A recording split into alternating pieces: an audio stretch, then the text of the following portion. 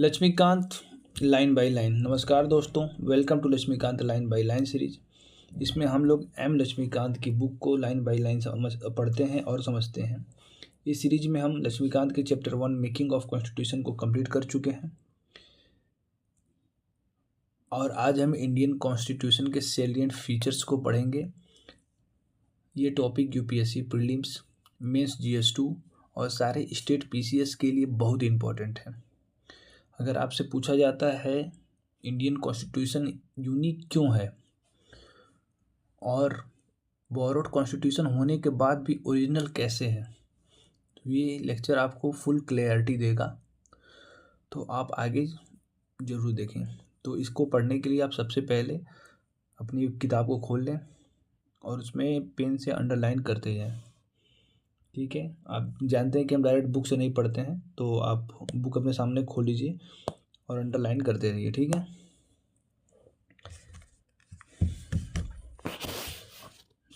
है, आप अपना किताब खोलिए, स्टार्ट करते हैं। The Indian constitution is unique in its content and spirit, borrowed from almost every constitution of the world. The Constitution of India has several salient features that distinguish it from the constitutions of other country. मतलब जो था कि सबसे पहले एक बात समझ लीजिए आप, Indian constitution unique in content and spirit. हाँ ये बात हाँ ये बाकी कंट्रियों के कॉन्स्टिट्यूशन से बोरो करता है, लेकिन ब्लाइंडली कॉपी नहीं करता है। समझ रहे हैं मतलब कि जो इंडियन कॉन्स्टिट्यूशन क्या है, यूनिक है बिल्कुल कंटेंट और स्पिरिट में। ये ऑलमोस्ट सभी कंट्रियों से बोरो करता है, लेकिन ब्लाइंडली बोरो नहीं करता कि कुछ भी उठा लिए। ठीक है, बोरो का मतलब होता है, जैसे बोरो का मतलब होता है अच्छी अच्छी चीज़ें, जो उसका उस संविधान का अच्छी बातें हैं उसे उठा लिया गया है और उसको और जो उठाया गया है, बोरो किया गया है, बोरोइंग जो अदर कॉन्स्टिट्यूशन से, उसको इंडिया के पर्सपेक्टिव में जो इंडिया के हिसाब से सूटेबल है उसे उस हिसाब से मॉडिफाई भी किया गया है। ठीक है, बात समझ में आया? तो इसका मतलब क्या हुआ, Indian constitution unique in content and spirit, borrowed from almost every constitution of the India all world sorry. तो इसका मतलब कि लगभग 60 कंट्रीज़ का, जो 60 कंट्रीज़ है वर्ल्ड में, वहाँ के संविधान को पढ़ के हमारे संविधान का निर्माण किया गया था। ठीक है, इम्पोर्टेंट क्लैरिटी क्या होना चाहिए कि हमारा जो कॉन्स्टिट्यूशन जो बोरिंग किया गया वो कॉपी नहीं है। बात समझ गया? क्या मतलब, क्या समझे? जो यहाँ पे बोरो किया गया है, बोरोइंग है, वो कॉपी नहीं किया गया है। Borrowed features are modified to suit India, बताया ना, मतलब कि जो बोरो किया गया है उसे मॉडिफाइड कर दिया गया इंडिया के हिसाब से। ठीक है, अब इसमें रिलेवेंस क्या है, यूपीएससी में इसमें ओरिजिनली डिस्पाइट बोरोइंग किया सकता है। ठीक है, और इसमें मान लीजिए यूपीएससी में कोई ऑप्शन देता है कि इंडियन कॉन्स्टिट्यूशन इज कॉपीड, तो कॉपीड नहीं लिखना है। ठीक है, कॉपीड बिल्कुल गलत आंसर हो जाएगा, इसमें लिखना है सेलेक्टिव बोरोइंग एंड एडॉप्शन। ये जो ऑप्शन में रहेगा ये सही होगा। ओके, ठीक है, आगे चलते हैं। It is noted at the outset of a numbers of original features of constitution as adopted in 1949 has undergone a substantial changes on account of several amendment, particularly 7th, 42 amendment, 44th amendment, 73rd, 74th, 97th and 101 amendment. In fact, the 42 or 42nd Amendment Act 1976 is also known as mini constitution due to important and large number of changes made by it in various part of constitution. However, the Keshavanand Bharati case 1973, the Supreme Court ruled that constituent power of Parliament under Article 368 does not enable it to alter the basic structure of the constitution। मतलब कहने का मतलब था कि जो जो कहने का मतलब था कि 1914 में जो कॉन्स्टिट्यूशन अडॉप्ट हुआ था उसके काफ़ी ओरिजिनल फीचर्स अमेंडमेंट के वजह से चेंज हुए थे, ठीक है। इंपॉर्टेंट चेंज क्या थे, जैसे इसमें से सेवेंथ था, इसमें इसमें सेवेंथ में क्या था, रीऑर्गेनाइजेशन ऑफ स्टेट था। रीऑर्गेनाइजेशन ऑफ स्टेट था इसमें। 42nd में मोस्ट एक्सटेंसिव अमेंडमेंट माना जाता है, इसमें सबसे ज़्यादा चेंज इसी में हुआ था, ठीक है। और ये कब हुआ था, 1976 में। 76 कैसे याद करेंगे इसको, तो ये 6 याद करने का हो गया कि 42 मतलब 4 और 2 मिला के 6 हो गया, तो 1976। अब 44th हो गया, ये हुआ था 1978 में, ठीक है। तो 8 आया तो मतलब 44th, तो इसको 44th को जोड़ देंगे, 8 आ जाएगा, तो ये 8 वाला यहाँ पे आ गया, तो मतलब 1978 में याद हो गया। और 73rd and 74th local self government हो गया। और 97 में कोऑपरेटिव सोसाइटी से हो गया। और 101 जीएसटी अभी जो फिलहाल आया हुआ, आपको पता ही होगा, आपके जानकारी में आया ये। 42nd कॉन्स्टिट्यूशन अमेंडमेंट 1976 को इतना इसमें ज़्यादा चेंज हो गया कि इसे एक छोटा मिनी कॉन्स्टिट्यूशन बोला जाता है। क्यों बोला जाता है, क्योंकि इसमें प्रीएम्बल को चेंज कर दिया गया, प्रिंसिपल में कुछ वर्ड जोड़ दिया गया, फंडामेंटल ड्यूटीज़ को जोड़ दिया गया, जुडिशी और जो फेडरल बैलेंस इफेक्ट ऐसा हुआ कि इफेक्ट कर दिया गया, सेंटर स्टेट रिलेशन को इफेक्ट कर दिया गया, ठीक है। तो कहने का मतलब इसमें प्रॉब्लम था, बहुत सारी चीज़ चेंज कर दिया, कि इसीलिए बोला गया कि भाई एक छोटा सा संविधान के अंदर एक छोटा सा संविधान बना दिया गया। अब इसमें यूपीएससी में ट्रैप क्या रहता है कि मिनी कॉन्स्टिट्यूशन है ये मिनी कॉन्स्टिट्यूशन जो है ओनली फंडामेंटल ड्यूटीज नहीं हुआ था, ये गलत है। It is change multiple core, मतलब सिर्फ ये फंडामेंटल ड्यूटीज में ही चेंज नहीं किया था, बहुत सारी चीज़ों में चेंज किया था, बहुत सारी चीज़ों में चेंज किया था। तो आप इसके चक्कर में ना पड़े, फंसे नहीं, ये फंडामेंटल ड्यूटी में नहीं, बहुत सारे चीज़ में, जैसे कि preamble, fundamental rights, DPSP, judiciary and federalism की जगह में, ठीक है। अब हम लोग आगे चलते हैं। कहाँ देखिए अपना किताब देखिए,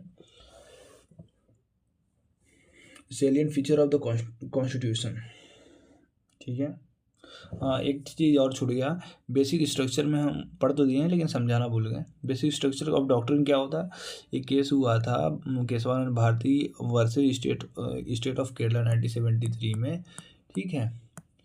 अब यही पार्लियामेंट, या इसमें प्रिंसिपल क्या था, parliaments power under 368 is not unlimited, मतलब जो आर्टिकल 368 में अमेंडमेंट का पावर था पार्लियामेंट के पास, उसे बोल दिया गया है कि ये अनलिमिटेड नहीं है, अनलिमिटेड नहीं है, अनलिमिटेड नहीं, ये लिमिटेड है। अब और इसमें बोला गया parliament can not alter the basic structure. मतलब क्या हुआ था कि 1973 में जो केशवानंद भारती केस हुआ था, उसमें जो बेंच बैठा था वो बोला कि पार्लियामेंट के पास पावर है, वो किसी भी चीज़ को चेंज कर सकता है, बदल सकता है, लेकिन ऐसे किसी भी चीज़ को नहीं बदल सकता जिसका संबंध संविधान के बेसिक स्ट्रक्चर से रिलेटेड है, बेसिक स्ट्रक्चर से रिलेटेड है।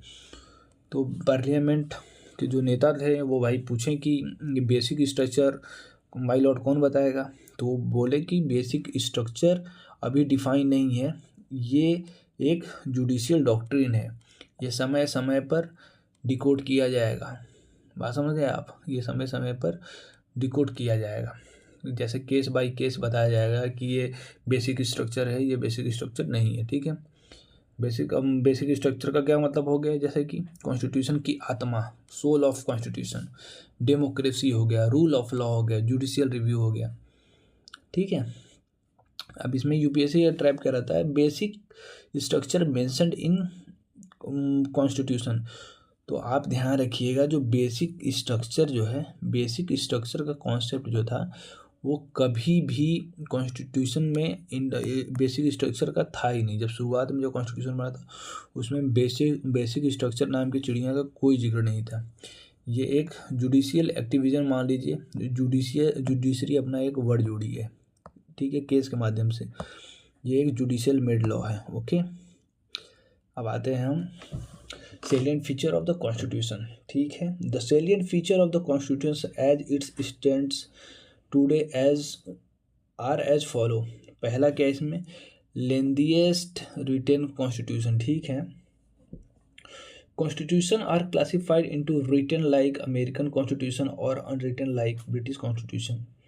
The Constitution of India is the lengthiest and all the written constitution of मतलब India is the lengthiest of all the written constitution of the world. It is very comprehensive, elaborated and detailed document. Originally 1949, originally 1949, the constitution contained a preamble, 395 article divided into 22 parts and 8 schedule. Presently 2019 it consists of a preamble about 470 article divided into 25 part and 12 schedule। समझ रहे हैं बात मेरी। तो हमारा क्या था कि जो लेंदीएस्ट कॉन्स्टिट्यूशन, मतलब वर्ल्ड में सबसे ज़्यादा लेंदी अपना ही कॉन्स्टिट्यूशन था भाई साहब, ठीक है। अब जो रिटन कॉन्स्टिट्यूशन इंडिया का और यूएस का था, इंडिया का सबसे बड़ा संविधान माना जाता है और अनरिटन यूके का। अनरिटन का मतलब यूके का मतलब ये नहीं कि वहाँ संविधान है ही नहीं, मतलब कोई भी चीज़ होता है लॉ के द्वारा बना के उसे कलेक्ट कर लिया जाता है। एक फाइल बना दिया गया, मान लीजिए एक फाइल बना दिया गया, अगर कोई डिसीजन आता है तो उसके बाद उसे लॉ में उस फाइल में अटैच कर लिया जाता है, वही एक तरह से उनका संविधान हो गया, ठीक है। Why Indian constitution is lengthy, बहुत ही कॉम्प्रहेंसिव है, एलोबरेटेड है, डिटेल्ड है, मतलब पूरा, मतलब एक एक चीज़ को डिफाइन किया गया है। बात समझ गया। अब इनका ओरिजिनली 1950 में प्रियम्बल इसमें था, जब जब आया था, कब आया था भाई साहब, 26 जनवरी 1950 को एडॉप्ट किया गया था कि इनेक्ट किया गया था, आप ये बताइएगा, ठीक है, आप बताएंगे ये, ठीक है। ओरिजिनली एक प्रियम्बल था, 395 आर्टिकल थे, तो 22 पार्ट था और 8 शेड्यूल थे। आज के समय में ये बढ़ के जो एक तो प्रियम्बल तो एक ही है, लेकिन आर्टिकल 395 से बढ़ के 470 हो गए और पार्ट्स 22 से बढ़ के 25 हो गए हैं और टोटल 8 शेड्यूल हुआ करते थे, अब 4 शेड्यूल बढ़ गए, ठीक है। बात समझिए आपका। अब किताब देखिएगा आप, the various amendment carried out since 1951 have deleted about 20 article 1 part 7 and added above about 95 article 4 parts like चौथा fourth A, ninth B and 14 A, ठीक है, and 4 schedules 9, 10, 11, 12। No other constitution in the world has so many article and schedules. Okay, तो हम देखते हैं कि जैसे कि इसमें जो ओवर कितना टोटल इसमें जो शुरू में बना था 395 से 20 आर्टिकल को डिलीट कर दिया गया और जो शेड्यूल पार्ट 7 था ना उसे डिलीट कर दिया गया था और इसके बाद इसमें 95 आर्टिकल और ऐड किए गए थे और ये जो पार्ट ऐड किया गया था ये अमेंडमेंट के द्वारा ऐड किया गया था, ठीक है, इसको आप ध्यान रखिएगा। जो शेड्यूल ऐड किया गया था 9, 10, 11, 12, 4 शेड्यूल ऐड किया गया था, ठीक है। ओके, पहले क्योंकि पहले 8 ही था ना। अब इसका रीजन लेंदी होने का क्या है, मतलब जनरली लेंदी होने का रीज़न क्या है। पहले बात तो इंडिया का जो ज्योग्राफी वो बहुत ही डाइवर्स है और बहुत ही बड़ा है, ठीक है। इन्फ्लुएंस ऑफ गवर्नमेंट, थोड़ा सा इन्फ्लुएंस भी था गवर्नमेंट ऑफ 1935 का जो एक्ट था। सिंगल कॉन्स्टिट्यूशन है, सेंटर का भी स्टेट का भी। अब ऐसा नहीं है कि यूएस में यूएस का सेंट्रल के लिए अलग और उसके स्टेट के लिए अलग, जैसे वहाँ पे क्या है सेंट्रल का अलग कॉन्स्टिट्यूशन है और स्टेट जैसे न्यूयॉर्क हो गया उनका अलग कॉन्स्टिट्यूशन है, उनका जितना भी 50 स्टेट है उनके लिए उसके लिए अलग अलग है, ठीक है। और domination of legal expert in the constituent assembly, आप जैसे आपको पिछले क्लास में बता चुके हैं, जो कॉन्स्टिट्यूएंट असेंबली था उसमें जो लीडर थे वो जो कॉन्स्टिट्यूएंट बना रहे थे वो सब मैक्सिमम लोग लॉयर थे, तो इसलिए वो कानूनी चीज़ ज़्यादा हो गया था उसमें, कानूनी से ज़्यादा हो गया था। ठीक है, अब आगे बढ़ते हैं हम। ठीक है, ये तो देख लिए हम लोग, ये चारों फैक्टर हम लोग देख लिए हैं। ठीक है, अब इसमें आप किताब से पढ़ना चाहते हो तो पढ़ लीजिए। इसमें 4 factor had contributed the elephantic size of the our constitution. ठीक है, मतलब हाथी जैसा बड़ा आकार है, क्यों है? They are geographical factor. ठीक है, जियोग्राफिकल फैक्टर पढ़ लिए हम। They are vastness the country of the diversity. Historical factor, example of influence of the government of India act 1935। Single constitution for both the centre and the state. ठीक है, important भाई, ये कहीं नहीं है, ये अपने के यहाँ देश है, अपने देश में है कि भाई एक देश एक स्टेट जो है वो देश के अंदर है, स्टेट देश के बाहर नहीं जा सकता, मतलब टूट के अलग नहीं हो सकता है। डोमिनेंस ऑफ लीगल है, ये तो आपको पता ही है।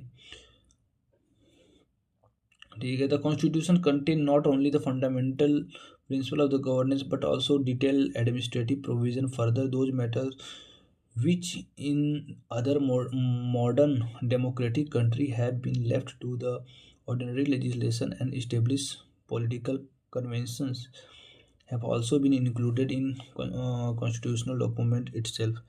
मतलब देखा जाए तो जैसे कि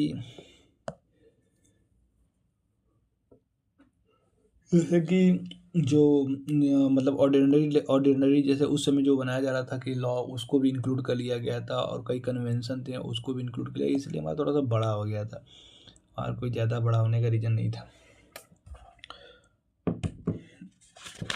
समझ गए आप?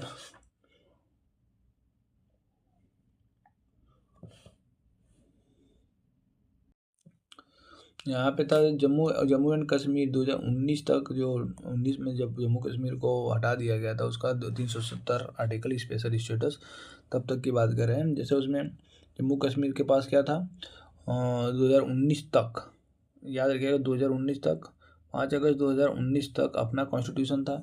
उसके पास स्पेशल स्टेटस था अंडर 300 आर्टिकल, 370 आर्टिकल, और सेपरेट उसका अलग ही संविधान था। ठीक है, और 2019 में चेंज किया गया constitution of Jammu Kashmir order 2019 सुपरसीजन 54 order, मतलब जो उस समय राजा हरी सिंह थे, उनको वो जो भारत सरकार के साथ ऑर्डर लिए थे कि हमारा संविधान अलग होगा और जम्मू कश्मीर को अलग से स्टेटस दिया जाएगा, उसे उसे हटा दिया जाता है, और जो हमारा जो संविधान है, हमारा द कॉन्स्टिट्यूशन ऑफ इंडिया, वो पूरे जम्मू कश्मीर पर एक्सटेंड कर गया। मतलब अब जो जम्मू कश्मीर भी जो है वो हमारे कॉन्स्टिट्यूशन ऑफ इंडिया के द्वारा ही गवर्न किया जाएगा और रूल किया जाएगा।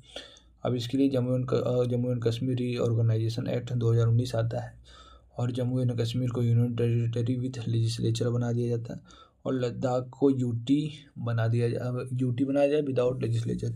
इसीलिए अभी इस देख रहे हैं सोनू वांगचुक जो थे, अभी प्रोटेस्ट कर रहे थे, फिलहाल उनको अभी यूएपीए के अंडर में डाल दिया गया है। क्यों यूएपीए के अंदर में डाला गया है हमको नहीं पता, सरकार का कहना था कि वो देश के युवाओं को भड़का रहे थे, लेकिन ऐसा लगा नहीं, लेकिन अब पता नहीं, सरकार जाने उनका क्या, मतलब क्या वो मतलब सेट करते हैं क्राइटेरिया कि कौन यूएपीए के अंडर में जाएगा, कौन यूएपीए के नहीं। ठीक है, अब तो अगला पॉइंट देखते हैं, ड्रॉन फ्रॉम वेरियस रिसोर्सेज। ठीक है, the constitution of India has borrowed most of the provision from the constitution of various other country can, as well as from the government of India Act 1935. Dr. Bhimrao Ambedkar proudly acclaimed that the Constitution of India has been framed after ransacking all the known constitution of the world। मतलब doctor Bhimrao Ambedkar ने खुद कहा था, we ransacked all the constitution of the world, हम लोग ने सारे constitution को देख लिया। ठीक है, सारे कॉन्स्टिट्यूशन के गो थ्रू कर लिए हैं। ठीक है, कुछ भी नहीं छूटा है।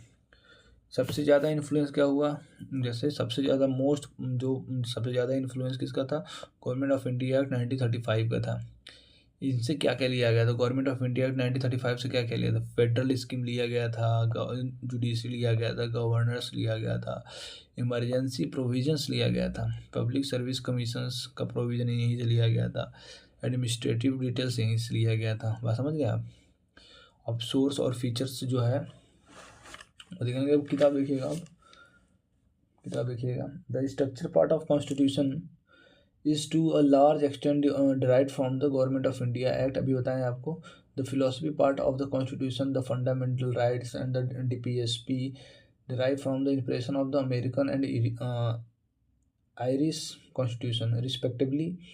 The political part of the constitution, the principle of the cabinet government and relation between the executive and the legislature had been largely drawn from the British constitution।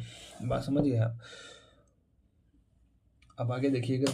The provision, the other provision of the constitution have been drawn from constitution of Canada, Australia, Germany, USSR, France, South Africa, Japan, so on. The most profound influence and material source of the constitution of the government of India 1935, the federal scheme, judiciary, governance, emergency powers, emergency में जो power होता है, the PCS and the public PCS, Public Service Commission, and the most of the administrative detail are drawn from the Act 1935.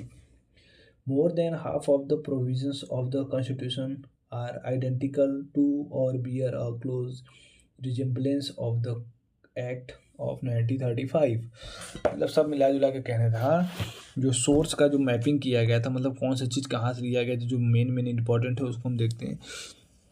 जैसे ये United kingdom से क्या लिया गया था? पार्लियामेंट्री सिस्टम लिया गया था, रूल ऑफ लॉ लिया गया था, कैबिनेट सिस्टम लिया गया था, सिंगल सिटीजनशिप लिया गया था। मतलब यूनाइटेड किंगडम, इंग्लैंड वही यहाँ से ब्रिटिशर जो थे, इंग्लैंड से पार्लियामेंट्री सिस्टम लिया गया था। क्यों लिया गया था? क्योंकि हम एज यूजुअल हो चुके थे पार्लियामेंट के हिसाब से वहाँ के, उसलिए। रूल ऑफ लॉ लिया गया था कि ठीक है, जो शासन होगा वो नियम का होगा, ठीक है। और वो कैबिनेट सिस्टम लिया गया था, लोअर हाउस और अपर हाउस, ठीक है। सिंगल सिटीजनशिप था यूके का, वो लिया गया था। यूएस से क्या लिया गया था? Fundamental rights, judicial review, independence of judiciary लिया गया। आयरलैंड से DPSP लिया गया था, ठीक है। कनाडा से स्ट्रॉन्ग सेंटर रेडिशरी पावर लिया गया था। ऑस्ट्रेलिया से कॉन्करेंट लिस्ट लिया गया था, शेड्यूल 7 में है ना, state list, union list and concurrent list, वही वाला कॉन्करेंट लिस्ट ऑस्ट्रेलिया से लिया गया था। जर्मनी के वीवर जो है कॉन्स्टिट्यूशन से क्या लिया गया था? इमरजेंसी प्रोविज़न लिया गया था।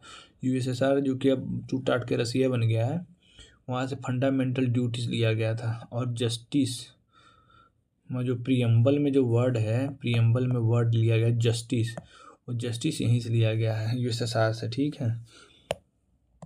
USSR से ही इसमें जस्टिस लिया गया है, ठीक है। बात समझ गए आप हमारा? अब फ्रांस से क्या लिया गया है? रिपब्लिक लिया गया है, लिबर्टी, इक्वेलिटी, फ्रेटर्निटी, ठीक है। भाईचारा, फ्रेटर्निटी का मतलब भाईचारा। साउथ अफ्रीका से क्या लिया गया है? अमेंडमेंट प्रोसीजर, ठीक है। और जापान से क्या लिया गया है? प्रोसीजर इस्टेब्लिश बाई लॉ के हिसाब से जो प्रोसीजर बनाया गया उसको, ठीक है। ब्रिटेन से क्या लिया गया है? ब्रिटेन से लिया गया है रूल ऑफ लॉ, मतलब कानून का शासन, और इससे लिया प्रोसीजर। और जापान से लिया गया प्रोसीजर इस्टेब्लिश बाय लॉ, मतलब एक जो प्रोसीजर प्रक्रिया के द्वारा बनाया गया लॉ, ठीक है। बात समझ गए? अब UPSC क्या ट्रिक क्या खेलता है कि जो DPSP है वो बोलता है USSR से लिया गया, लेकिन ऐसा नहीं है। DPSP जो है आयरलैंड से लिया गया, ठीक है। आपको बात समझ में आया? और USSR से क्या लिया गया? फंडामेंटल ड्यूटी जो स्वर्ण सिंह कमेटी थी, इंदिरा गांधी बनाई थी, वहाँ से, याद है आपको? वो वाला वहाँ से स्वर्ण सिंह कमेटी के रिकमेंडेशन पे ही फंडामेंटल ड्यूटी जोड़ा गया था। 42nd अमेंडमेंट एक्ट याद आया 1976 में, ओके। अब यहाँ पे फ्रांस से ये लिया गया, तो आपको बता दिए, ठीक है। आगे हम लोग पढ़ते हैं, ओके। आगे हम लोग चलते हैं इस पे, blend of rigidity and flexibility, okay. चलिए पढ़ते हैं आगे। Constitutions are classified into rigid and flexible. A rigid constitution is one that requires a special procedure for its amendment, as for example, the American Constitution. A flexible constitution, on other hand, is the one that can be amended in the same manner as the ordinary law are made, as for example the British Constitution. ठीक है, क्या बात समझ में आया आपको? आगे देखते हैं. The constitution of India is neither rigid और not flexible but a synthesis of both. Article 368 provide for two types of amendment. ठीक है, बात समझ में आ गया आपको? नहीं समझ में आया? ठीक है, देखते हैं. जो हमारा जो संविधान है वो रिजिडिटी मतलब कठोर भी है और फ्लेक्सिबल भी है. मतलब जस्ट लाइक कैसे बताएं आपको हम, जैसे कोई रबड़ का होता है वो आप एक तरह से मान लीजिए स्टील है. ठीक है, स्टील है. ठीक है, अब जैसे अब जब स्टील है वो क्या करेंगे, ज़्यादा उसे मोड़ेंगे तो मुड़ भी जाएगा, फ्लेक्सिबल भी हो जाता है और कठोर भी होता है. जस्ट लाइक स्टील है अपना संविधान. और यूएस का क्या है, वो जल्दी उसको मोड़ पाना ही बहुत मुश्किल है. मतलब उसमें अमेंडमेंट करना बहुत कठिन है. और जो ब्रिटेन का संविधान है उसमें मतलब वो टीना है, तुरंत मोड़ेंगे तुरंत मुड़ जाएगा, मतलब उसमें अमेंड आराम से किया जा सकता है. और इंडिया क्या है, इंडिया का कम्बिनेशन है, इन दोनों को मिला के अपना बनाया गया है. ये अपना स्टील है, ये एक तरह से लोहा है जिसको मोड़ने में हालत ख़राब हो जाता है, और ये टीना है. बात समझ गए?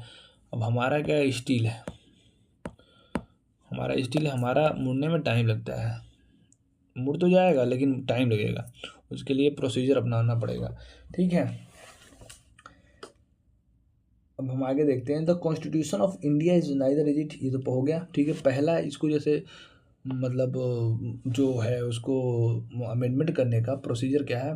पहला क्या है, some provision can be amended by special majority of parliament. ठीक है, और 2/3 of majority of members of each house present and voting and a majority of total membership of each house. ठीक है, अब दूसरा देखिएगा.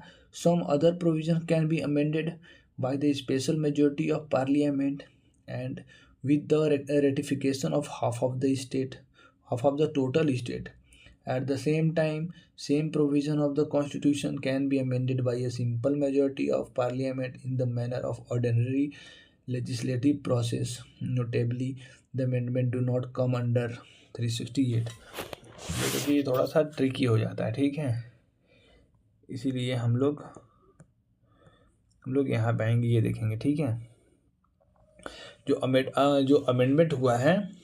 ठीक है, आप अमेंडमेंट देखिएगा, यहाँ पे जो अमेंडमेंट है ये अमेंडमेंट पहले उस स्पेशल प्रोविज़न के द्वारा किया जा सकता है. ठीक है, इसमें क्या होता है, 2/3 मेंबर ऑफ ईच हाउस, मतलब राज्यसभा और लोकसभा दोनों के 2/3 मेंबर होने चाहिए. ठीक है, वो जो प्रेजेंट हो, और प्रेजेंट एंड वोटिंग का मतलब उस समय जो प्रेजेंट हो और वोट कर रहे हो उसका. ठीक है, और उसका 50% of total member of each house, और मतलब जो दोनों हाउस का मिला के 50% होना चाहिए. 2/3 होने के बावजूद भी 2/3 तो वहाँ प्रेजेंट होगा उसका होगा. ठीक है, मतलब कहने का मतलब है जो प्रेजेंट है, मान लीजिए. ठीक है, प्रेजेंट है. ठीक है, उसका 2/3 चाहिए. लेकिन जो 50% है, 50% ऑफ हाउस चाहिए उसको. मतलब जो टोटल, जैसे कि मान लीजिए राज्यसभा में 245 सीट है, 243 सीट है, 243 है या 543 है ना.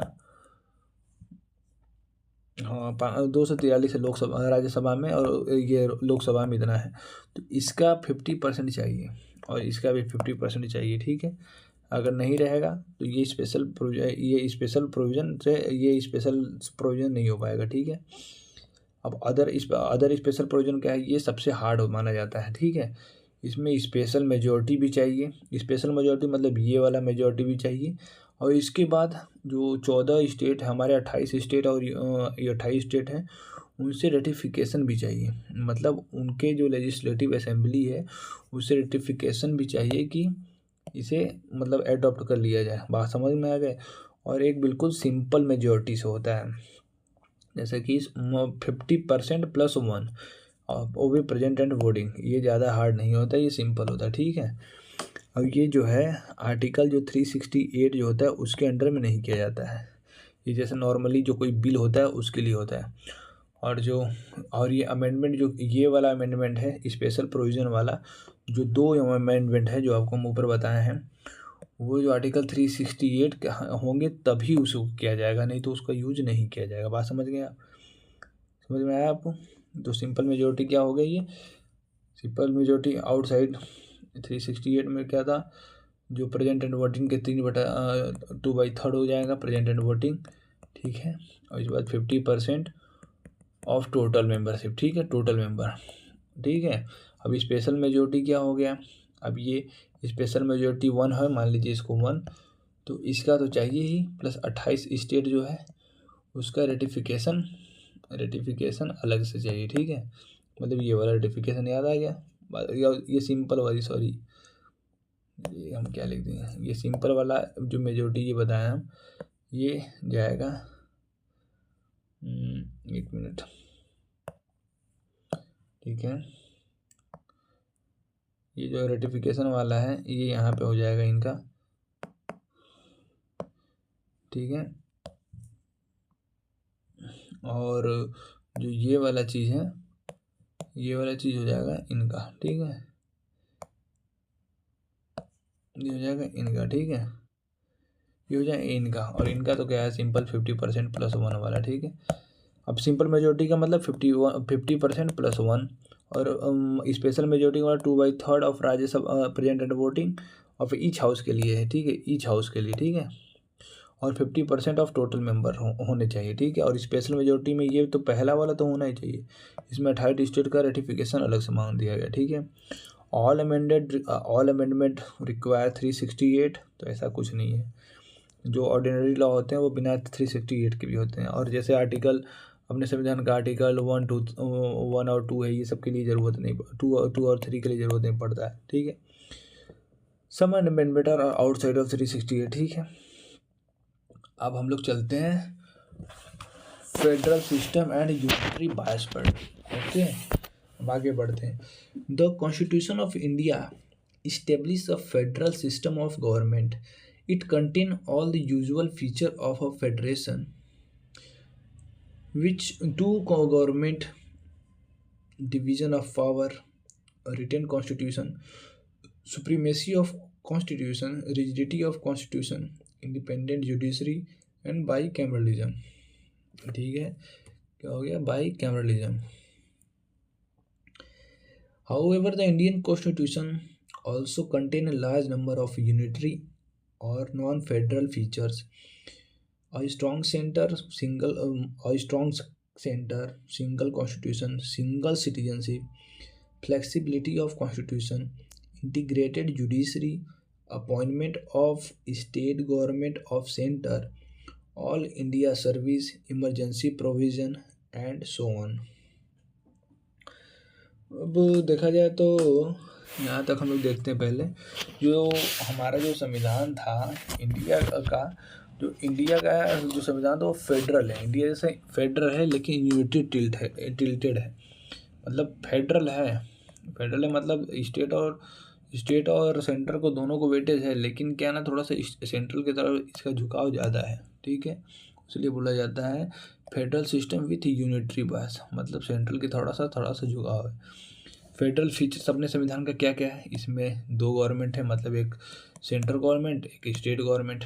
डिवीजन ऑफ पावर है भाई साहब, जैसे सेंट्रल स्टेट रिलेशन देखते हैं उसमें कौन कौन सा पावर बांटा गया है, सब चीज़ का पावर है।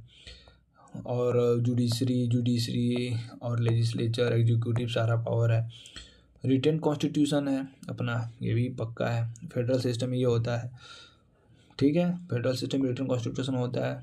सुप्रीम ऑफ कॉन्स्टिट्यूशन, हमारा कॉन्स्टिट्यूशन सबसे ऊपर है, ये भी बात पता है, हम लोग के संविधान में है। इंडिपेंडेंट जुडिशरी है हम लोग के इंडिया में, ये भी फेडरल सिस्टम का ही पार्ट आता है। बाई कैमरलिज्म मतलब 2 सदन है, अपर हाउस और लोअर हाउस 2 है। और इसमें कौन से ऐसे फीचर्स हैं जो इंडिया के संविधान को यूनिटरी बना देते हैं। उसमें से पहला है स्ट्रॉन्ग सेंटर। नॉर्मल इस बात है, हमारा सेंटर स्ट्रॉन्ग है। सिंगल सिटीजनशिप, मतलब हमारा इंडिया का जो नागरिक है वो इंडियन है, चाहे वो इंडिया के किसी भी पार्ट में रहता हो, कहीं भी रहता हो, साउथ में रहता हो, नॉर्थ में रहता हो, नॉर्थ ईस्ट में रहता हो, सब जितने लोग भी हैं वो हमारे लिए एक है। बात समझ गए आप? उनका सिटीजनशिप, वो जाने बाहर जाएंगे तो वो जाने जाएंगे कि दे आर इंडियन। ठीक है, अगर कोई भी इंडिया के किसी भी पार्ट से बाहर जाता है वो ट्रीट होंगे इंडियन की तरह, ना कि एक उत्तर प्रदेश का नागरिक, ऐसा कुछ नहीं है, वो इंडियन है। इसलिए इसे बोला जाए सिंगल सिटीजनशिप। अब इंटीग्रेटेड जुडिशरी है, मतलब एक हायरार्की बना हुआ है कि मतलब डिस्ट्रिक्ट कोर्ट है, फिर हाई कोर्ट है, उसके ऊपर से सुप्रीम कोर्ट है, मतलब बारी बारी से बना हुआ, इंटीग्रेटेड है ये। इमरजेंसी प्रोविज़न है। ठीक है, इमरजेंसी का प्रोविज़न देखें ही होंगे आप, 352, 356 और 360। ठीक है, all India service, IAS IPS। ठीक है, तीन है ना हमारे पास, IAS IPS और IFOS। ठीक है, governor appointed by the centre. Governor जो है, जो स्टेट का गवर्नर होता है वो सेंटर के द्वारा अपॉइंट किया जाता है। ये थोड़ा सा यूनिटरी हो जाता है। बात समझ गए? आइए किताब देखिए, चलिए। Hence the Indian constitution has various, नहीं नहीं यहाँ पे नहीं, हम लोग कहाँ पे थे? हाँ, moreover the term federation has nowhere been used in the constitution. Article 1 on on the other hand describe India as a union of state, which implies two things. One, Indian federation is not the result of an agreement by the state, and two, no state has right to secede from the federation. Hence, the Indian constitution has been various described as federal in form but unitary in spirit. Quasi-federal by Casey Weir, bargaining federalism by Morris Jones, cooperative federalism by Grenville Austin, federation with a centralizing tendency by Avier Janin, and so on. हम देखा जाए तो जो बोला, जो हमारा article 1 है वो क्या बोलता है, हमारा कहाँ गया? हाँ, हमारा आर्टिकल 1 है जो हमारे संविधान का, वो क्या बोलता है?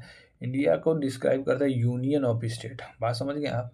यूनियन ऑफ स्टेट मतलब मीनिंग है जो फेडरेशन एग्रीमेंट से नहीं बना है। जो हमारा जो देश है वो इनके बीच में कोई जो अलग अलग स्टेट है, हम लोग का 28 स्टेट और 8 यूटी, उसके बीच में नहीं, वो नहीं बना है, एग्रीमेंट के द्वारा नहीं बना है। जैसे कि अमेरिका में क्या हुआ था, सबसे पहले उसके 50 स्टेट थे, उसको मिल आपस में वो एग्रीमेंट करके, जैसे छोटे छोटे छोटे छोटे 50 स्टेट थे, नहीं समझे आप? मैं बता रहा हूँ आपको, जैसे ये 50 में छोटे छोटे स्टेट थे, ये आपस में एक एग्रीमेंट साइन किए और एग्रीमेंट साइन करके ये अमेरिका बना लिए, ये अमेरिका बना। लेकिन हमारे में ऐसा नहीं था, हमारे में ऐसा नहीं था, हमारे में ये पहले देश था, पहले हमारे में देश था। इसकी वजह से ये जो इसके बाद इसको छोटे छोटे छोटे छोटे स्टेट में बांटा गया। क्या क्यों बांटा गया था? गवर्नेंस को बेटर करने के लिए। अभी भी कहीं ना कहीं छोटा किया जा सकता है, छोटा किया जा रहा है। जैसे यूपी को बांट दिया गया था, बिहार को बांटा गया था, छत्तीसगढ़ को बांटा गया था, मतलब इनको छोटा किया गया था अच्छे ठीक ठाक गवर्नेंस के लिए। तो हमारा क्या है, पहले हमारा देश बना, इसके बाद स्टेट बना। अमेरिका में क्या था, पहले स्टेट बना फिर देश बना। और ठीक है, बात समझ में आ गया? ये होता है यूनियन ऑफ स्टेट का मतलब। अब इम्प्लीकेशन क्या है इसका, क्या इम्प्लीकेशन है बताइए? बहुत सारे लोग हैं जो फेडरेशन है नॉट फॉर्म बाई एग्रीमेंट, हमारा आप समझ में आ गया। No state has right to see, और हमारा यूनियन ऑफ स्टेट है, मतलब कोई भी स्टेट किसी भी कीमत पे भारत से अलग नहीं हो सकता है। ये साफ साफ लिखा हुआ है कि भारत से कोई भी अलग नहीं हो सकता है। और जो स्कॉलर थे मतलब केसी वेयर, वो कहते हैं ये कॉसी फेडरल है, ग्रेन्यूल कोऑपरेटिव फेडरलिज्म। अब इसमें यूपीएससी एक ट्रैप बनाता है, India is a classic federation, मतलब एक क्लासिक नहीं था पुराना फेडरेशन वैसा है, तो नहीं, ये बिल्कुल गलत है। It is federal in form, unitary in spirit, मतलब जो हमारा है वो फॉर्म में फेडरल है, लेकिन वो स्पिरिट जो है, उसकी आत्मा है जो, वो एक है, यूनिटरी है। बात समझ गए, सेंट्रल ओरिएंटेड है। अगर कोई भी प्रॉब्लम आता है देश में तो इमरजेंसी लगा के स्टेट के सारे पावर को सीज करके सेंट्रल अपने पावर अपने कंट्रोल में ले लेता है। बात समझ में है? जैसे कि आपको 1975 का याद होगा, इंदिरा गांधी वाला, ठीक है। अब हम लोग देखते हैं पार्लियामेंट्री फॉर्म ऑफ गवर्नमेंट। बात समझ गए आप? बहुत इंपॉर्टेंट फीचर है भाई साहब ये। The constitution of India has opt for the British Parliament system of government rather than American presidential system of government. The parliamentary system is based on the principle of cooperation and coordination between the legislature and executive organs, while the presidential system is based on the doctrine of separation of power between the two organs. The parliamentary system is also known as the Westminster model of government, responsible government, and cabinet government. The Constitution established the parliamentary system not only at the center but also in the state. मतलब आप क्या समझे इससे?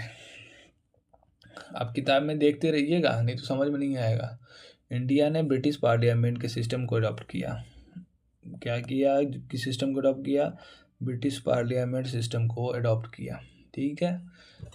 और हमने American presidential system को, भैया presidential system को हम लोग ना बोले, क्योंकि हम लोग यूज टू हो चुके थे जो ब्रिटिश वाले थे उनके नियम कानून से, तो उसीलिए हम लोग ब्रिटिश का ही पार्लियामेंट्री सिस्टम अडॉप्ट कर लिए, ठीक है। ब्रिटिश वेस्ट मिनिस्ट्री मॉडल मत समझिएगा, ये कोई मॉडल नहीं है। ये वेस्ट मिनिस्टर एक जगह है, एक प्लेस है ब्रिटेन में, जहाँ पे वहाँ के पार्लियामेंट के लोग बैठते हैं, ठीक है। और ये जो ठीक है, अब इसका क्या होगा, जैसे कि इसका फीचर्स क्या था, नॉमिनल एंड रियल एग्जीक्यूटिव होंगे, ठीक है। नॉमिनल कौन होगा भाई साहब? प्रेसिडेंट होगा। रियल कौन होगा? पीएम होगा, ओके। वहाँ पे कौन होता है भाई? Nominal king. पीएम रियल तो वो पीएम होता है वहाँ पे, सेम ब्रिटेन में। हमारे यहाँ प्रेसिडेंट नॉमिनल होता है, जिसे स्टैम्प हेड भी बोला जाता है। और ये रियल जो होता है हमारे पीएम जी होते हैं, मोदी जी हैं अभी फिलहाल। मेजोरिटी पार्टी रूल होता है इसमें, जो पार्टी मेजोरिटी लाएगी इलेक्शन में वो रूल करेगी। कलेक्टिव रिस्पॉन्सिबिलिटी होता है इनका, ठीक है। और पीएम और सीएम, पीएम का सेंट्रल में, सीएम का स्टेट में लीडरशिप होता है। डिसोल्यूशन ऑफ लोअर हाउस, मतलब 5 साल का टेन्योर पूरा होने पे उसे डिजॉल्व कर दिया जाएगा। डिजॉल्व कौन करता है आप बताइए, कमेंट कीजिएगा, ठीक है। डिजॉल्व कौन करता है? लोकसभा का अध्यक्ष करता है या प्रेसिडेंट करता है, ठीक है। आप ये बताइएगा ज़रूर। डिफरेंस ऑफ ब्रिटेन, यूके का पार्लियामेंट क्या है? सोवरिन है। Indian parliament subordinate to constitution, ठीक है। बात समझ गए? क्यों, मतलब डिफरेंट क्या है? जैसे कि हम जो यूएन का जो पार्लियामेंट है क्या, वो सोवरिन है, और इंडिया का पार्लियामेंट है जो संविधान के अंतर्गत में है। अपने मन से वो कुछ भी नहीं कर सकता, जो भी है संविधान के दायरे में ही करेगा। संविधान का दायरा कौन है, क्या है? वही बेसिक स्ट्रक्चर, कि अगर पार्लियामेंट कोई नियम कानून बनाता है तो बेसिक स्ट्रक्चर को ध्यान में रखते हुए ही बनाएगा, ठीक है। यूपीएससी का ट्रैप क्या रहता है? जो इंडिया का सिस्टम है वो क्या फॉलो करता है? पार्लियामेंट्री सिस्टम को फॉलो करता है। पार्लियामेंट्री सोवरिन है, सोवरेनिटी है इसका, तो नहीं। इंडिया पार्लियामेंट्री सिस्टम जो फॉलो करता है वो कॉन्स्टिट्यूशनल सुपरमेसी को फॉलो करता है। जो इंडिया का पार्लियामेंट्री सिस्टम है वो कॉन्स्टिट्यूशनल सुपरमेसी को फॉलो करता है, ओके, ठीक है। जो चीज़ ना याद हो उसे 3 से 4 बार बोलिए, याद हो जाएगा। समझ में आ गया आपको? Is there any problem? No problem, ठीक है। तब आगे बढ़ा जाए।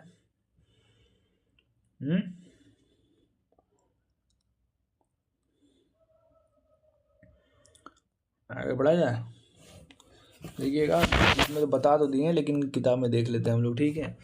The features of the parliamentary government in India, presence of nominal and real head. मतलब आपको भी बताया ना कि जो पार्लियामेंट्री गवर्नमेंट होती है उसमें प्रेजेंस होता है नॉमिनल का भी और एग्जीक्यूटिव का, ठीक है।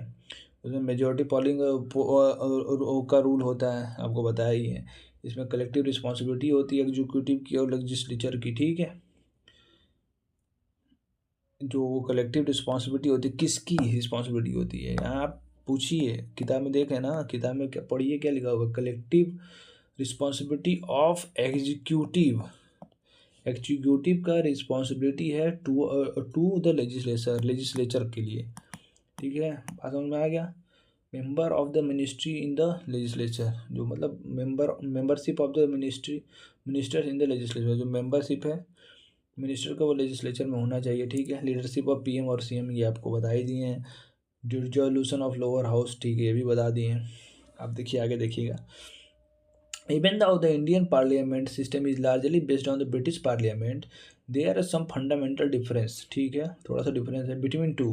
For example, the Indian parliament is not a sovereign body like the British parliament.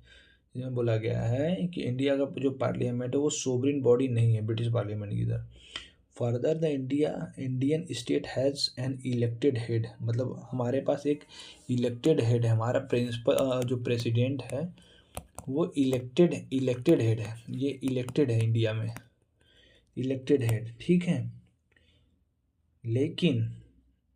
लेकिन British state has hereditary head monarch, और ब्रिटेन वाले लोगों के पास ब्रिटेन वाले लोगों के पास उनके पास क्या है, राजा है भैया, राजा, ठीक है, उनका हेरिडेटरी चलते आ रहा है। In a parliamentary system whether in the Britain और इंडिया और Britain, the role of prime minister has become so significant and crucial, मतलब जो भी है भाई साहब अपना पीएम है, क्योंकि प्रेसिडेंट तो भाई ये नॉमिनल हो गया, नॉमिनल स्टैम्प हो गया एक तरह से, जो ये पीएम हो गया, ठीक है। पीएम प्राइम मिनिस्टर, यही जो मेन आदमी है यही है अपना, ठीक है। The parliamentary system whether in the Britain, the role of prime minister become the crucial, political scientist like to call it the prime ministerial government, मतलब जो पॉलिटिकल साइंटिस्ट हैं, जो राजनीतिक वैज्ञानिक हैं, वो जो है पार्लियामेंट्री सिस्टम को प्रधानमंत्री का राज्य बुलाते हैं, जैसे कि वो राष्ट्रपति वाले को राष्ट्राध्यक्ष वाला बुलाते हैं, उसी तरह से प्रधानमंत्रियल सरकार बुलाते हैं, ठीक है। आज हम लोग यहीं तक रहने दे रहे हैं, इसे आप एक बार रिवीजन जरूर कीजिएगा और अपना किताब देखते रहिएगा। आज के लिए रखते हैं, धन्यवाद।